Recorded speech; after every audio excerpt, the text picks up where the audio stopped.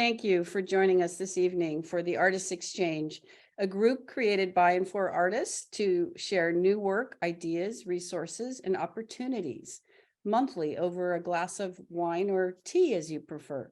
So grab your beverage and join us as we discover the work of two artists. I'm Shelley Rugg, the Executive Director at Gallery Route 1 and co-producer of the Artist Exchange. For our presentation today, we ask that you please stay muted until we ask you to unmute. And for best viewing, select speaker view from the top right corner of the Zoom viewing screen. And we want you to know that we are recording today's presentation for future viewing on our website and YouTube channel. Now, please join me in welcoming our writer and co-producer and host of the Artist Exchange, Pamela Blotner, an East Bay artist whose sculpture and drawings reflect on our relationship to wildlife and environmental destruction. She has taught at several universities, including the University of San Francisco and the San Francisco Art Institute, and at Pixar Animation Studios. In 2017, she was appointed a U.S. Arts Envoy to Burma. Welcome. Welcome to Storytelling in Wood and Clay, starring our own Bruce Mitchell and Clayton Thiel, who is a friend of mine and I hope of becoming a friend of the gallery, both of whom create art that explores both the spirit and the form in sculpture.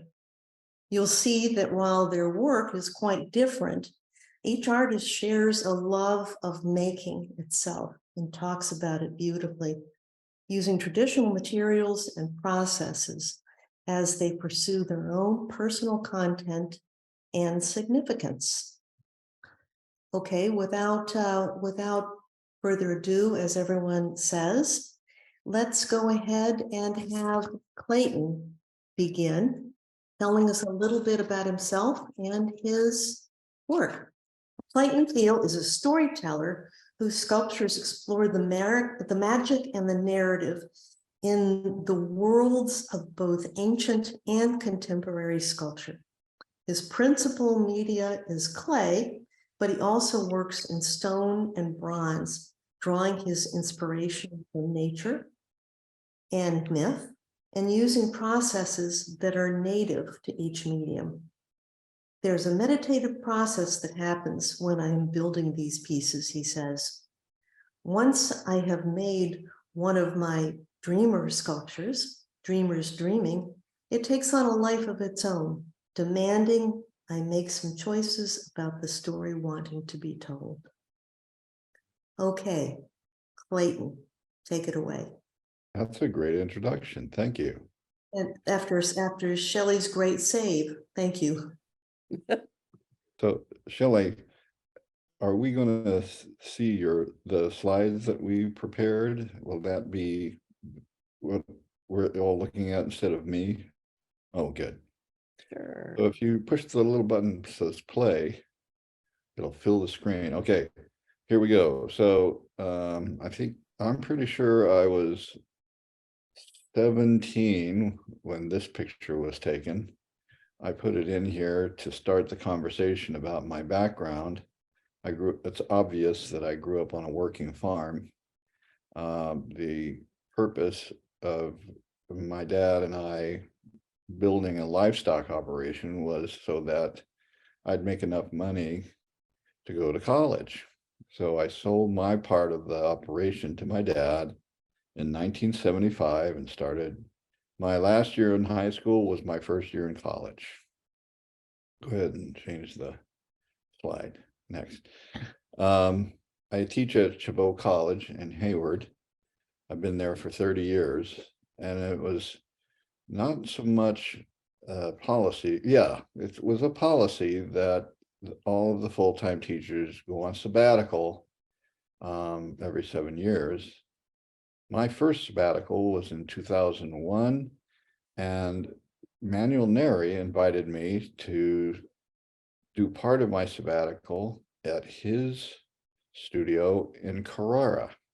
So he's pictured here with some of the Actually very, how do you say, typical pieces of artwork that he did in Carrara. Go ahead and advance the slide. He inspired me to bring back 7 tons of marble on a slow boat to Oakland. I picked the very darkest of marble for this couple. This is, as you can see, that marble polished to its true color is a deep gray. And then, like in Manuel Neri, I go back and deliberately bruise the artwork with chisel to make the contrast. Next. The negative space between the couples are, emphasized by removing any features of the face or gender, so that the gestures and the negative space between is more important. That's another thing that I learned from Manuel Neri. He never does his faces or hands. He wants the emphasis to be on gestures of the body. Next. The origin of one of the 2 series that you'll be seeing in my presentation is called The Dreamer's Dreaming. There was a short time when my daughter was staying at my house when my grandson was born. This is Amir sleeping. As you can see, it's the only time I ever got any peace was when he was sleeping. He was very dynamic. So people will often ask me the inspiration for The Dreamer's Dreaming, and this is one of 3. Next. I couldn't help an uncanny resemblance between Amir when he was sleeping and the ruins of various Buddha temples. This one is in Southeast Asia. Again, the other inspiration was Brancusi, who also made marble sculptures in this very abstract female image in repose. Advance the slide. So I took that gray marble, polished it down to its natural color, and then with a much finer kind of chisel called a bushing chisel, I bruised the atmosphere, the moon, and the gradation of landscape. I called this series Landscape Portrait. That's kind of a visual pun about the way we just describe the frames on our computer. Next. With ceramic art, the pieces could be much larger. So this is, 20 by, about 20 inches tall by about 25 inches wide. And the great thing about, well, a lot of times people ask, what kind of paint do you use? There's no paint. There's no paint in ceramic art. This is all underglaze and glaze. And most of the people who own my artwork exhibit it in their garden outdoors. So these are all weather durable. The color will never fade. Next. So the Dreamer Dreaming is usually in this meditative repose, and whatever I sculpt on it or in it is the dream that the dreamer's having. This one is dreaming about having a kiln big enough to make more dreamers dreaming. Advance the slide. Next. And this one is a memory. Sometimes they're dreams, memories, and reflections. This one was inspired by that sabbatical that I took in 2001 in Tuscany. There's hillside villages a string of them called Cinque Terre. And this was inspired by that. Next. This is the king head. He's a benevolent king, concerned about the welfare of his kingdom. And in this case, it's the animal kingdom. Next. As I want to see, one of the things that most ceramic artists do is build artwork in parts. That started with people like Steve DeStabler and Peter Volkus, so that your artwork is not limited to the size of the kiln.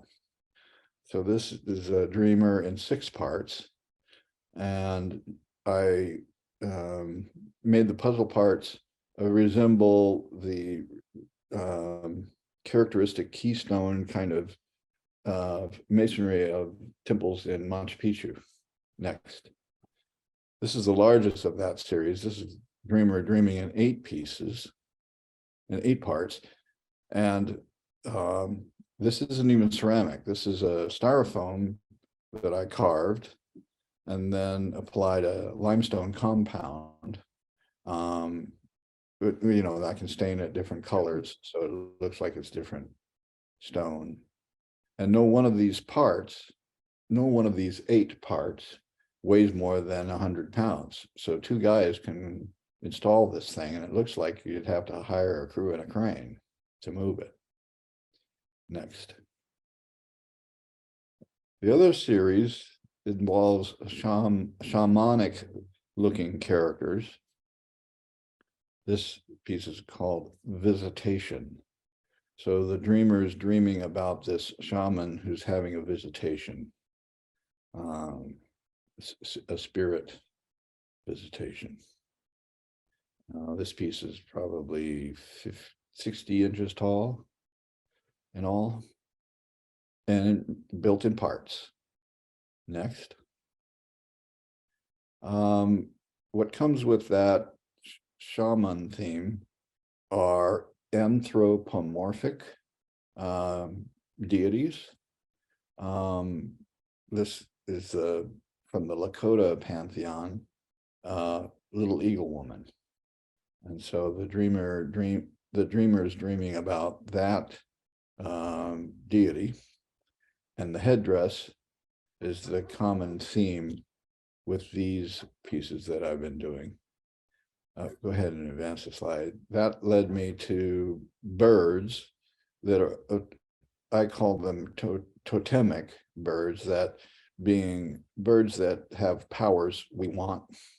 And so, you know, the owl is wisdom, the raven is magic, the pelican, well, I'm not totally sure what special power the pelican has, except he can carry his food around in his mouth. This piece is like 8 feet tall, and you can see it's built in parts. It's out in front of a beach house in Dillon Beach. Oh, I got this commission during the pandemic. That's what I was busy doing during the pandemic, at least the first year. Okay, next. Oh, this is another piece owned by the same people inside the beach house. These owls, to make a statement, you got to make it big. So this is like with pedestal, 60 inches tall. And I earthquake proof these because all ceramic sculpture has to be hollow. So the pedestal and the piece is sleeved over an armature. Next. Next slide. I'm trying.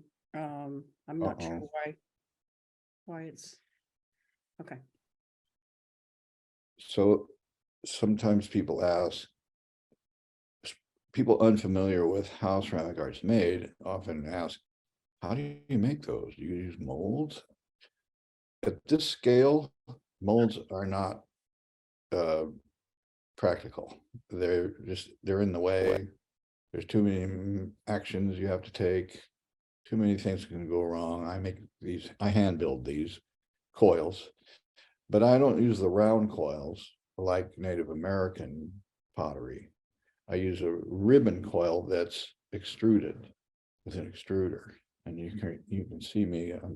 I'm using the ribbon coil there in the last step in this hand build project. Advance the slide.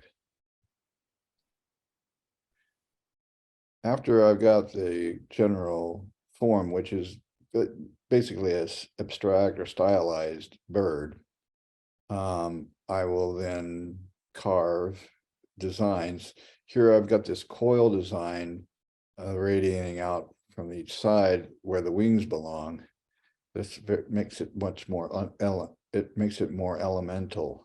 That kind of harkens to the way indigenous, like Inuit sculptures are made.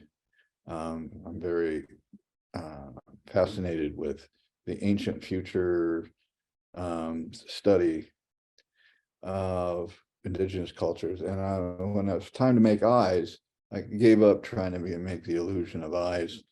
So I just said, just leave it blank. And since it's a hollow, the light cast into that void makes it much more mysterious. So that's another characteristic of the totem birds that I make. Next. Here is an installation and this is my grandson, grown up. He helped me install this at the Mendocino Coastal Botanical Garden. And this was just 2 weeks ago. 3 weeks ago, I installed this, and he came to help me. He lives up in Fort Bragg. Next, another important endeavor here recent. This is myself and Matt Hooglin, owner of Clay Planet in Santa Clara. I hired him to help me rebuild this giant kiln. I call it the Beast. If you look to the right, you can see the door and the floor is on a rail. And so they call it a car kiln. Car kilns are great for old guys like me because you don't have to reach to load the kiln. You can load it from either side on the car, and then the whole concern rolls forward. So that was an achievement. It took all year because of supply chain interruptions. Next. But it's built to suit the scale of my work. And now the challenge is to make enough artwork to fill the kiln. It's like you have to do, several pieces because the darn thing's so big. We'll help. Go ahead. Yes, I'm complete for now. Well, thank you, Clayton. That was great. And I just wish that you had a show locally so that we could all come and see it. Oh, well, funny you should ask that question. The next thing currently there's an exhibit at the Ruth Bancroft Garden in Walnut Creek. I think Shelley put a link to that in the chat. Is that right, Shelley? I will. I can't do it at this very second, but I will. That's all right. I think I jumped the gun again, Clayton. We'll wait till a little later on in the program. Okay. And announce that. But in the meantime, let's go ahead and talk to Bruce Mitchell, who is a member of Gallery Route 1 and is a local Marin artist. And he's been working with wood for over 5 decades and is famous for his lathe-turned vessels and his sculptural tables and his sensual forms. He, like Clayton, is quite poetic and says, making art is something I absolutely have to do because it fills my life with a delight like nothing else. What makes that experience so fulfilling for me is exploring the connection between my feelings for the material and the sense of discovery that happens when I'm making an object. My primary focus is to use my experience, instinct, and intuition to visualize an intrinsic shape with the new material that relates to its own unique personality. So I would like again to introduce Bruce Mitchell and let you see some of his work. Welcome, Bruce. Right. Thank you so much, Pamela and Shelley and Clayton. I was very fortunate to grow up in a household where we had not only lots of music and books and periodicals to read, but coin collections, stamp collections, rock collections, all kinds of really visual and tactile things that just filled my universe as a kid. And it was a really sensational gift for me to have growing up. And when I was 10, my parents took my brother and sister and I to see the Van Gogh retrospective at the Young Museum in San Francisco, which was just, I can remember just staring at those paintings and the power and energy in them and the colors and just being almost overwhelmed, but so inspired as well. And then subsequent visits to that museum, I was just drawn to like African, Asian, oceanic, so many, there are no filters. We could go and look at anything we wanted. And it was really set the stage, I think, for a very fortunate meeting that I had with my mentor, J.B. Blanc, sculptor in Inverness, who passed away about 12 years ago.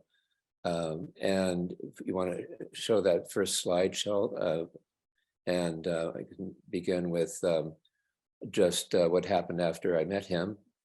The day my mother met JB back in summer of 1968, and one thing led to another, and she engineered a meeting up at JB's house for me to go see him, and he was working on his large sculpture at the time, and there's a pile of scraps next to it, and I asked if I could have one of those pieces, and he said sure. And 2 months later I brought this tray back to show him. It's a eucalyptus, and he liked what I did with it and invited me to work with him on a project the following spring, which it was March 1969, and I was 19.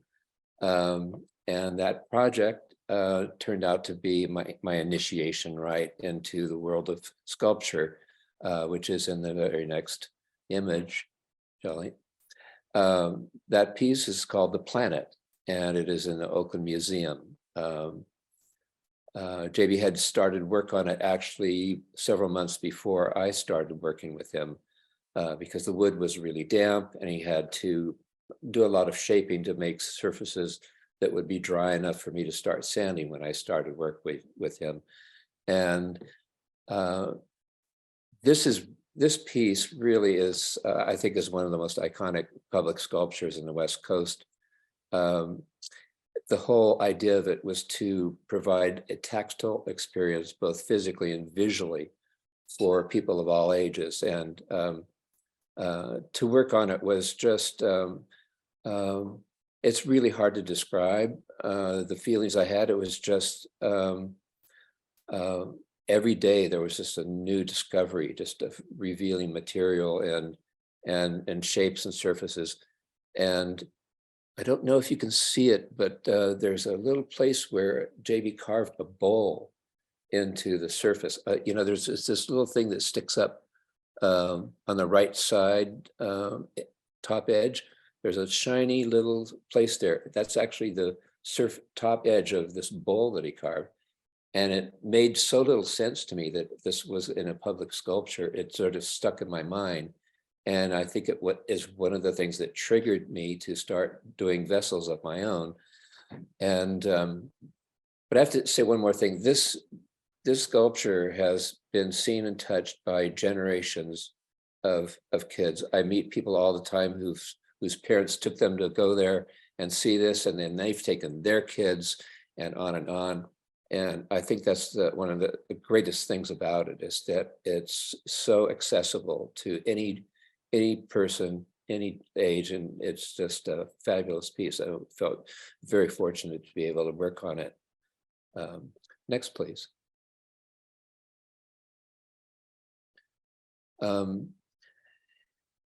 So my first exploration into vessels, I'm not going to be doing things in chronological order necessarily here, but I taught myself how to use the lathe in about 1977, which is about when I started my own studio. I worked part-time with JB for about 7 years, and I was just really intrigued with natural surfaces.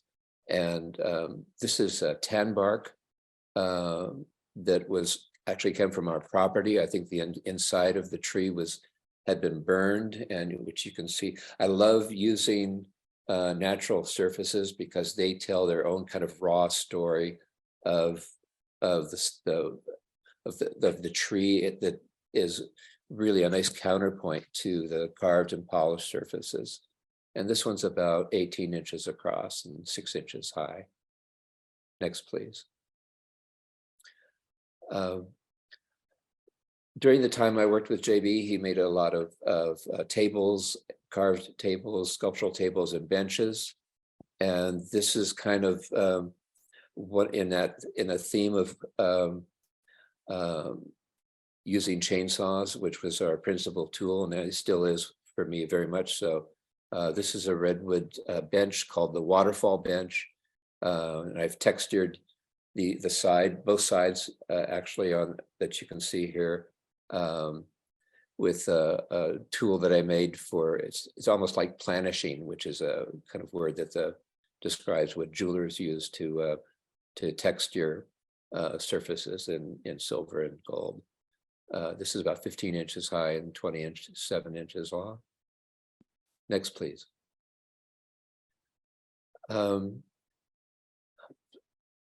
This piece is called fin spin. It's done both on the lathe and hand carved. I was really intrigued with some of the early Chinese bronze vessels, 3-legged and 4-legged. That great funeral tomb of I think it was Emperor Li Jing with all the terracotta soldiers in it. Part of the other treasures from that tomb had these 3- and 4-legged vessels of bronze, and this is kind of, I love to experiment. I'm never satisfied with one idea, and I've made a whole series of these with different kind of figure configurations. This is maple, about 10 inches high. Next, please. Well, that last piece, I'll just say that was from 1988, and this is a little more recent. It's actually redwood that had some voids in it that I thought would be pretty visible if I put a clear finish on it. So I decided to paint it black. It's about 54 inches tall, and what black does to a form is it removes that whole idea of beautiful color, beautiful grain patterns, and it just really kind of takes your eye just to the form itself, the highlights, the shadows, and so I've done a few pieces like this. Next, please. This is called double image. It's redwood lace burl. This texture on it, it's about 28 inches tall. This texture that you see that runs vertically was made with the piece line on its side and using a chainsaw to just draw the bar across the surface. to make this surface, and then carve into that to make this polished area. And I just love the counterpoint of the texture versus polished areas. And next, please. This piece is titled Curvaceous Angularity. It's the first of a series that also in redwood burl, about 20 inches wide and 14 inches tall. This is from about 2004. Next, please. One of my favorite woods in the world is curly redwood. It's a genetic quirk that happens in about 1 in every 300 or 400 trees. And it's like looking at water in suspension as water is sort of flowing over, rocks in a stream bed. It has that ripply look to it. And this is about almost 7 feet tall with the base. And each of these leaves is hand carved and shaped. And you can see down at the bottom there, these little stems are made with aluminum tubing, and it allows each one of these leaves to bend either way, to the left or right, or to rotate, so that you can change your flower arrangement from day to day, if you like. And that's from about 2005. Next, please. I had a commission to do about 32 of these redwood stools. They're about 20 inches tall, 12 by 12 inches, for a big company in the South Bay. And while I was making that commission, I had a friend do a film that's on my website. It's also, you can link to it on my artist page on the Gallery Route 1 website.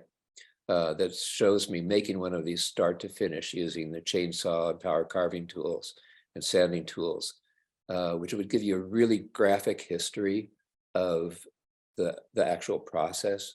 Because right now we're just looking at very pretty pictures, and which is nice to see the form. But if you really want to get a sense of how something happens, watching that film would be great. And you can see the texturing that I've done on these. Next, please. This is a piece of curly redwood that was part of a stump that had drifted into Tomales Bay to Millerton Point, where I found it, drug it up the beach and took it home. And you can see down in the lower right, there's some barnacles, little round white barnacles. There's a sprinkling of them through this. And there was something just so exquisite about this piece. With it had actually been burned. You can see some dark areas in it. So it had all these things that just talked about the struggle that it went through as it floated down the coast from somewhere up north and ended up in my hands. This piece is about 4 feet tall and almost 4 feet across. And that's from 1995, actually. Thank you. And the next, please. This is a series of wood kimonos that I've been doing starting back in 2015. They're made with these 1/4 inch thick veneers of hardwoods and softwoods that I basically, these are homage to the butterfly architecture of that I see in the kimono design. And so these are all sequentially assembled once I do all the finishing. And I've done a whole series of these. And this one's got maple and oak and bocote and purple heart and abalone. And it's I've got a whole bunch of those in my studio right now. Next, please. This is a piece called Solstice Stone. You can see the texturing that I'm doing with the chainsaw. I love negative space and the hole that just sort of draws you through it. It makes it gives a whole nother dimension. It kind of invites you to think about what going through a portal or a doorway is like the the closet that takes you into Narnia. A great kids book. Again, redwood, about 25 inches tall. And next, please. This is the last one. This is Portal. Another, and this, I finished this piece 10 years ago and then put it outside and just left it. And I had totally forgotten about it until about 3 weeks ago. It's now in the members show at Gallery 1. The whole piece of this had turned silver. And I just decided to sand through that whole surface, except for this area in the middle that is the perimeter of that circle that's you can see is dark gray. And again, the contrast kind of makes the piece look deeper than it is. But again, that you'll have to go to the show to see the other side, which is where I'd like to end. And thank you so much, Shelley. You're welcome, Bruce. Thank you. Thank you so much, Bruce, and thank you, Clayton. We have, what have we got, about 20 minutes left, Shelley? Yeah, and I think this is a good time that we just open the floor to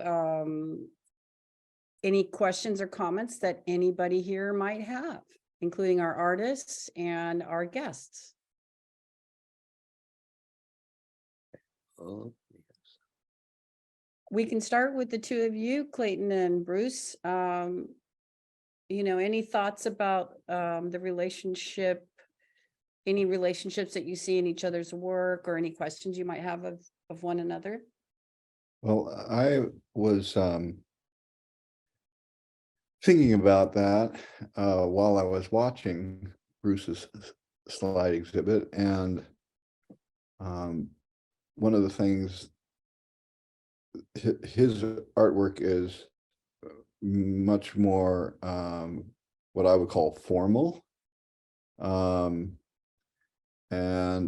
there's some elements and principles of design in all forms of art that we would naturally share. We naturally share in common. The visual rhythm is really prominent in his work, like mine, and the striations that are vertical striations that are created by this technique that Bruce has with his chainsaw, interrupted by a very smooth, polished area that reveals the inherent color and design in the wood, is very similar to what I would be doing if I were making artwork with stone. And then, of course, these are elemental. I use that term to refer to inspired by forces of nature. Those things are common in both of our work. As far as narrative is concerned, with artwork that's not representational, it's a story, but it's not a narrative like Once Upon a Time. It is the story, and that it's told by the way Bruce uses his material in a very forthright and very vivid way. Those are the things that I admire about Bruce's work. Yeah. Well, thank you, Clayton. Go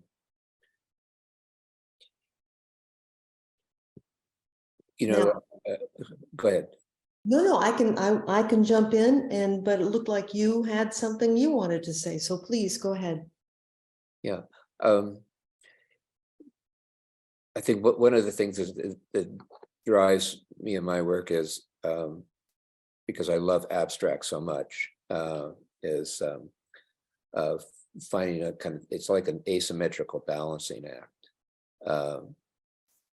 Because, I mean, just imagine a giant stone that's just calved off the face of the cliff landing on the edge of a river in jagged pieces. And over countless millennia, it turns from this jagged thing with countless angles and sharp edges into a boulder, into a stone, into a pebble, into a grain of sand millions of years later. And during that period, it has gone through so many different shapes, curvilinear. I mean, that sort of encapsulates, I think, what our intuitive sense of discovery and creation is all about. And for me, it's also a lot about the surprise in the material, because wood, unlike clay, has so much history that's visible in terms of how it's grown, the growth rings, the color, the shapes that it's taken from, you know, storms and floods and everything else that it may have gone through, which forms kind of basically an inherent form that is there to use, to create a dialogue as a beginning point, and then knowing when to stop is such a key point for anything that we're doing, and it really is the most crucial thing, because I think that's drawing back what we were talking about earlier. Your experience that is that your textbook of experience that you bring to every single piece is one of your basic guides for telling you, okay, I've done this, I've made a mistake before, I've learned from being too impulsive with an idea and just not letting it happen, or it's always a different story each time, which is really what makes it so fun and rewarding. And Clayton, you were sort of referencing your idea of that multi-sided stone. I think there's a 12-sided stone and they actually weren't Inca walls, they were pre-Inca, because the Incas told the Spaniards, hey, these places were here when we got here. But nonetheless, we do still call them Inca walls. But yeah, they're pretty extraordinary. And it's really fun to see you using that idea of interlocking pieces, which makes a lot of sense than having things look like a stack of flapjacks, right? Right.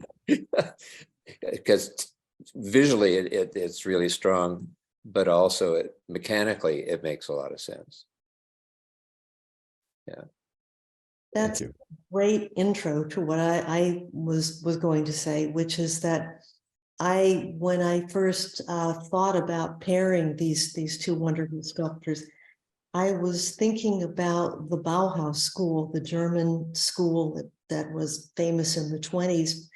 And I kept introducing them as Bauhaus artists. Both of them did not feel that way about themselves, were very polite to me. Bruce, however, said, well, it's not Bauhaus. Every culture in the world uses this sensuous, curving form, just like every other. And Clayton did not say such a thing verbatim, but pretty much talked about other places that he had been and how they affected his work. So, what were you thinking about when you thought of these works? Oh, well, people will ask me if they see one of the large dreamers dreaming, have you ever been to Machu Picchu? I go, no, but I've seen pictures. Have you ever been to Angkor Wat? It's on my list. Have you ever seen those Olmec heads down there in the Yucatan Peninsula. Yeah, that one's on my list too. And so on like that. And it's usually depends on which, as I say, a person's actual cultural background decides which one of those things to relate to. But they're all tapping into a sort of I don't want to use the word archetype, but for lack of a better word, force that's in us, separated by continents, separated by centuries, not by diffusion. It's just in us, and I've been successful in tapping into that vibration a number of times. That's what I have to say about that.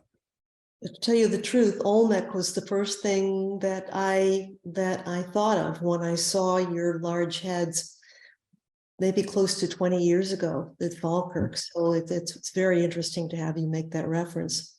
I know how old that series is because it started with my grandson and he's 17.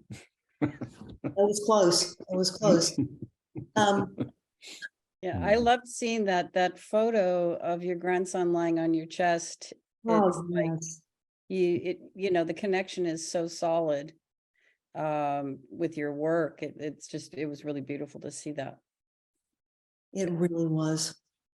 And I'd like to go back to the first piece that Bruce showed that you made with J.B. Blunt. What is the title of that sculpture? Not that it's Olmec or anything. That's in the Oakland Museum. Yes. It's called Planet. Yeah, that's right. You said that. Yep. And I take it that he took the lead, and as his apprentice, you were working with him. But did you end up collaborating on that piece? No, my job primarily was to do the sanding on all the surfaces that he had designated that were going to be wanting to be polished. If you haven't seen it yourself, then you'll enjoy the anticipation of going there. But basically, I was his assistant, and all throughout the next 7 years that I worked part-time with him on projects, once he saw that I mean, this was like a big test for him and for me to see how it would do. So basically, it was sanding and then the sandblasting that I did with him on that. But as I got to learn how to use chainsaws, not only on my own, but working on some of his projects, it got to the point where 2-3 years in with him, he could draw lines on a piece of wood and tell me what he wanted left, right? Because chainsaws can do an awful lot in a short period of time. So and he was a really brilliant teacher. He knew just how much to say, and because I think we had quite a bond. I think that happened just when I showed him that tray.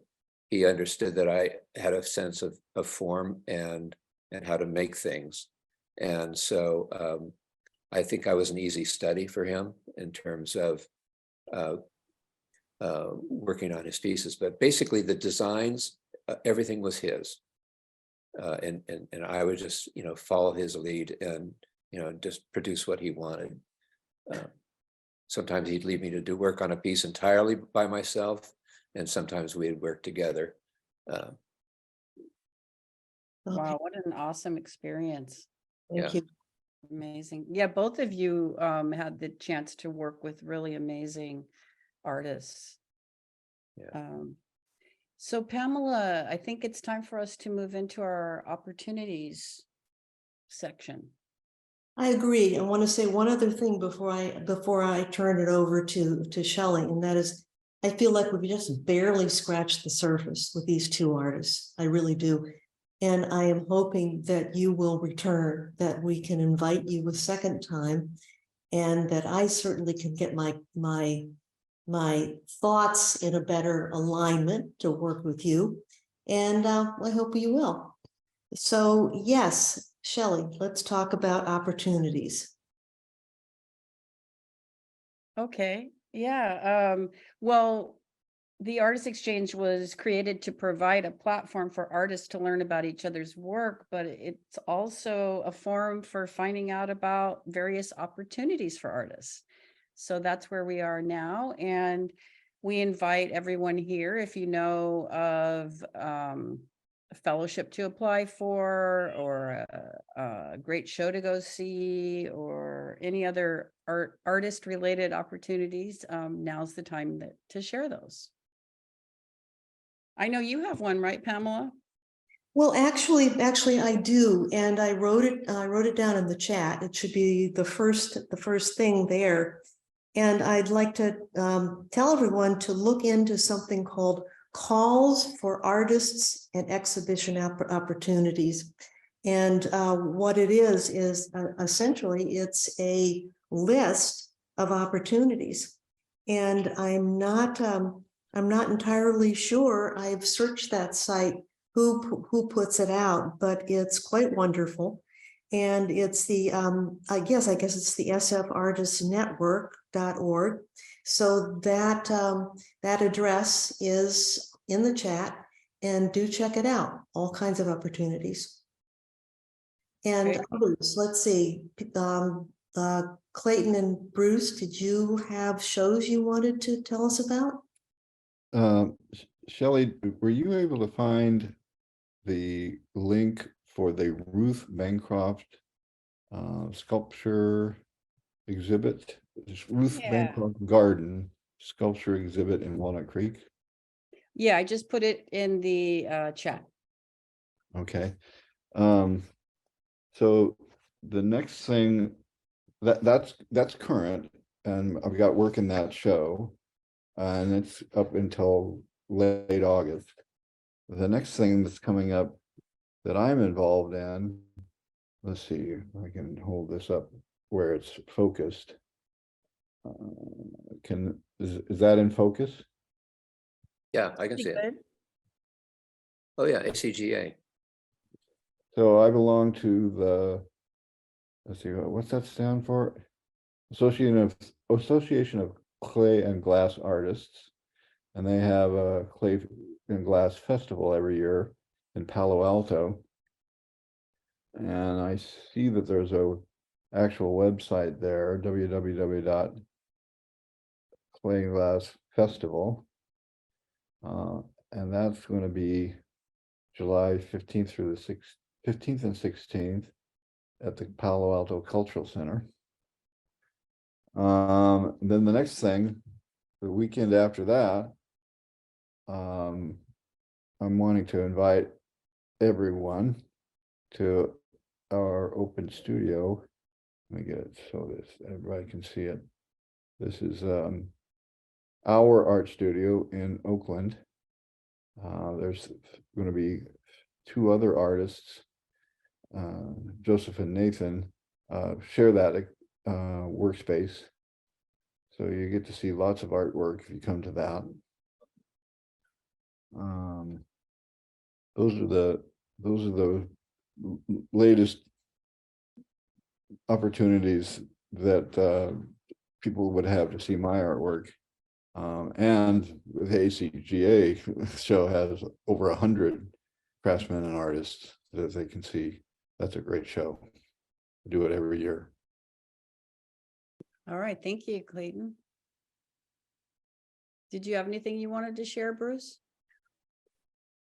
Well, I just had a solo show at Gallery 1 that ended April, but the member show, I have a piece there, and my guest artist is which I should note, this is the first year that gallery artists have had the opportunity to invite a guest artist to show with them from outside the membership.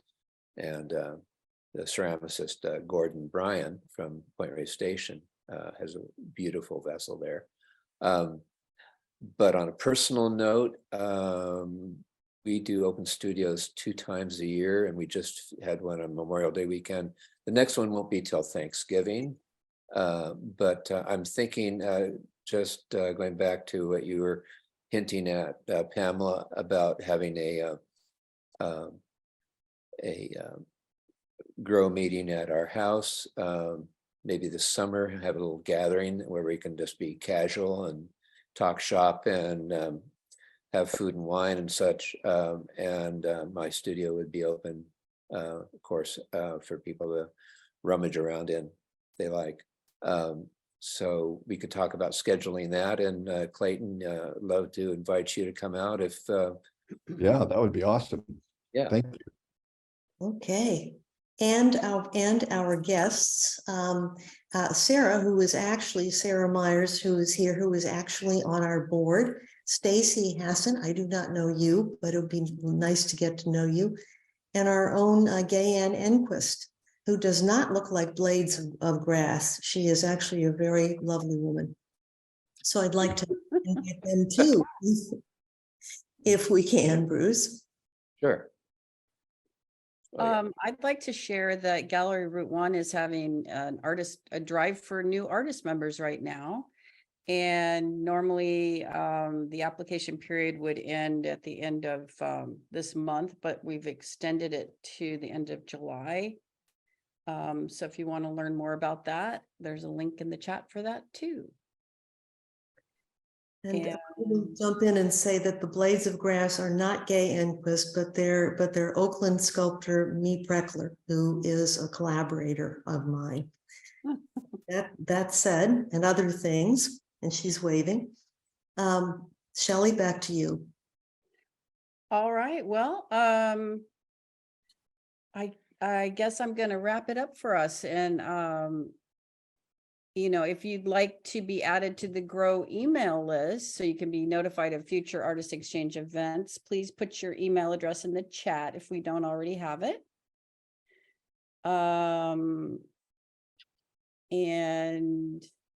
you can join our mailing list to learn about when exhibition proposals are being accepted to the Visiting Artist Program or when we have juried shows. Pamela, did you want to thank our artists? I think that that's an excellent thing to do. Thank you so much, Bruce Mitchell and Clayton Thiel. And I look forward to twisting your arms to have you come back. We also look forward to our guests for July. 2 painters will be talking with us. We will be hosting Jan Worm, a mixed media painter, and Livia Stein, who was also a painter. And so you will begin to hear a little more about them. All right, thank you, Pamela. And if any of you are interested in presenting as an artist at the Artist Exchange in the future, you can send an email to Pamela. It's PamelaBlotner@gmail.com. And if you'd like to support the work that Gallery Route 1 does to inspire people to experience the world in new ways, I put a link in the chat. Oh, I didn't push enter. And you can make a donation to support this program. We'd like to be able to build up a fund so that when we have artists on the program, we can actually give them a stipend. And you know, there's video editing costs and other things that we need to cover. So any donation would be greatly appreciated. And thanks again, everyone, for coming. Thanks again, Clayton and Bruce. You're wonderful. And we'll see everyone again July 19th. Yes. See you there. You all. And thanks for coming. All right. Thank you, everyone. Good night, everyone. Okay. Good night. Bye.